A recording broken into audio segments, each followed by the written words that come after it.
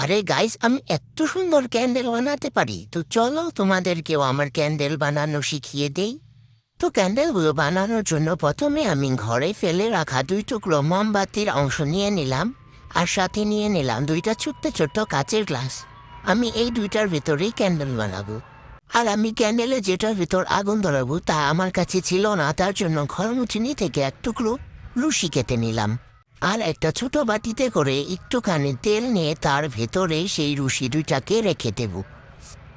আর এখন সেই মোম 2 টুকরোকে গলানোর জন্য আমি একটা ছোট্ট কড়াইতে দিয়ে দিলাম।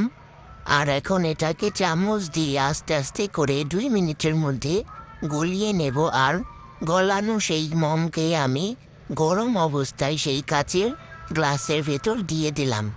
এখন আমি সেই তেলে চুবিয়ে রাখা রুশি 2টাকে মাঝখানে দিয়ে সুন্দর করে সেট করে নিলাম। যেহেতু আমার ধৈর্য কম, তার জন্য আমি এই ক্যান্ডেল দুটোকে ডিপ ফ্রিজে 5 মিনিটের জন্য রেখে দেবো। আর 5 মিনিট পরেই আমার ক্যান্ডেল রেডি হয়ে যাবে।